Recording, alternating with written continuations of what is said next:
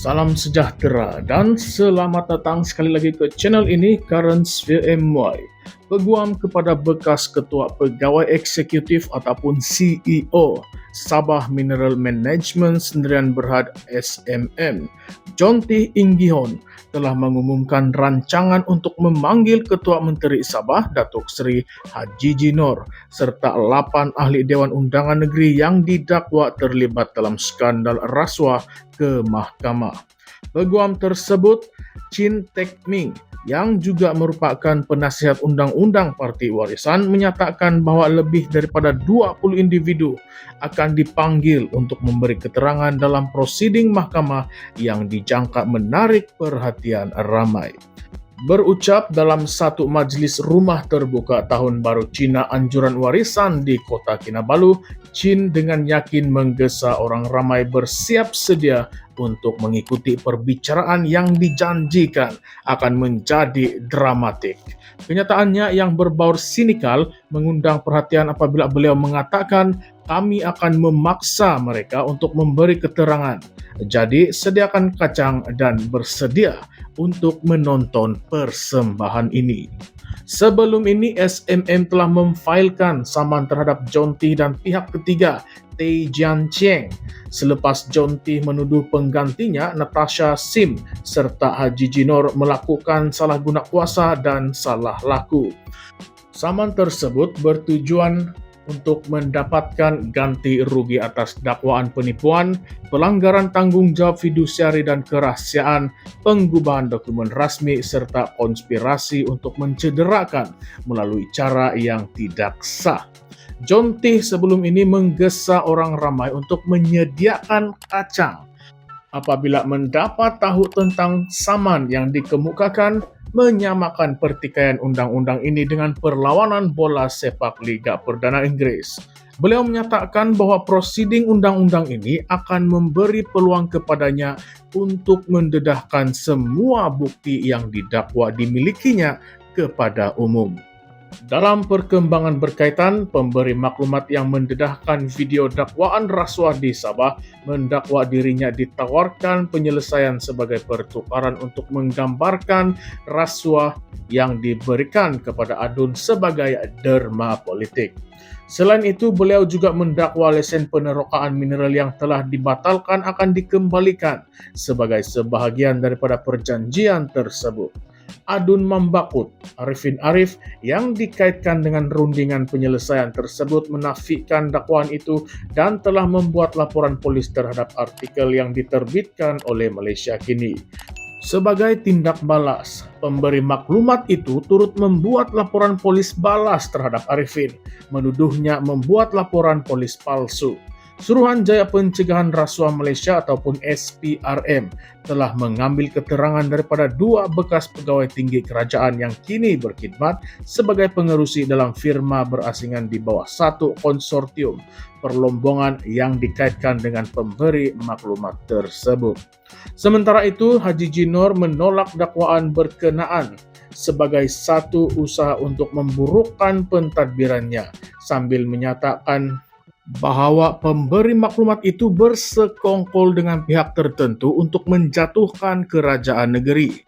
Namun persoalan timbul, adakah ini satu lagi episod permainan politik atau satu pendedahan berani tentang salah guna kuasa di peringkat tertinggi?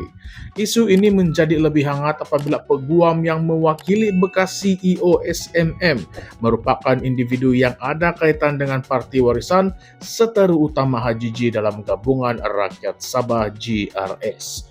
Justru adakah dakwaan ini benar-benar bertujuan menegakkan keadilan atau sekadar strategi politik untuk melemahkan kerajaan negeri? Dari sudut lain, integriti pemberi maklumat juga dipersoalkan. Walaupun dakwaannya berat, setakat ini tiada bukti kukuh dikemukakan kepada umum. Adakah beliau seorang pemberi maklumat tulen atau hanya menjadi alat dalam percaturan politik yang lebih besar? Hakikat bahwa kes ini melibatkan kepentingan besar, termasuk perlombongan mineral yang bernilai tinggi, menunjukkan bahwa pelbagai pihak mungkin mempunyai kepentingan tersendiri. Sekiranya pemberi maklumat ini benar-benar memiliki bukti kukuh menempuh, mengapa ia tidak didedahkan secara menyeluruh kepada umum? Atau adakah beliau menunggu masa yang tepat untuk meledakkan lebih banyak bukti di mahkamah? Media juga berperanan besar dalam membentuk persepsi terhadap kes ini. Malaysia kini yang mendedahkan maklumat berkaitan skandal ini kini berdepan dengan surat tuntutan undang-undang daripada SMM. Ini menimbulkan persoalan juga. Adakah ini cubaan untuk menyekat kebebasan media atau langkah wajar untuk mengelakkan penyebaran maklumat yang tidak sahih? Jika maklumat yang disiarkan itu benar, mengapakah ada usaha untuk mendiamkan media? Dalam sejarah politik Malaysia, bukan sesuatu yang luar biasa untuk pihak yang terlibat dalam skandal cuba menggunakan saluran undang-undang bagi mengawal naratif yang tersebar kepada umum. Sementara itu, bagaimana pula dengan peranan SPRM? Adakah badan siasatan ini benar-benar bertindak secara bebas atau adakah mereka terikat dengan kuasa politik tertentu? Sejarah telah menunjukkan bahwa beberapa kes berprofil tinggi siasatan SPRM boleh mengambil masa yang lama dan dalam beberapa situasi tidak menghasilkan sebarang pendakwaan. Rakyat Sabah pastinya menunggu dengan penuh perhatian bagaimana badan ini akan menangani kes yang melibatkan Ketua Menteri serta beberapa adun Sabah ini. Dari sudut kesan kepada politik Sabah, skandal ini boleh menjadi titik perubahan dalam lanskap politik negeri. Jika dakwaan ini benar dan terbukti di mahkamah, ia boleh menjejaskan kredibiliti kerajaan negeri yang dipimpin oleh Haji Jinor. Namun, jika dakwaan ini gagal dibuktikan, ia mungkin akan menjadi satu lagi contoh bagaimana isu rasuah sering digunakan sebagai senjata politik untuk menyerang pihak lawan. Dalam politik Malaysia, sejarah telah menunjukkan bahwa tuduhan rasuah seringkali digunakan sebagai alat untuk menggugat kestabilan kerajaan yang memerintah, sama ada di peringkat negeri ataupun persekutuan. Adakah rakyat Sabah akan terus mempercayai kerajaan negeri atau adakah mereka akan melihat skandal ini sebagai bukti bahwa perubahan perlu dilakukan dalam kepimpinan negeri? Adakah ini akan memberi kesan kepada pilihan raya negeri akan datang? Dan yang paling penting, siapakah sebenarnya yang mendapat manfaat daripada kontroversi ini? Adakah rakyat, kerajaan, atau pihak tertentu yang mempunyai agenda tersendiri? Kes ini baru saja bermula dan banyak lagi perkembangan dijangka akan muncul dalam masa terdekat. Satu perkara yang pasti, ia akan terus menjadi perbualan hangat bukan sahaja di Sabah tetapi di seluruh Malaysia. Nantikan perbicaraan ini kerana seperti kata peguam Chin Tek Ming, sediakan kacang dan bersedia untuk menonton persembahan ini.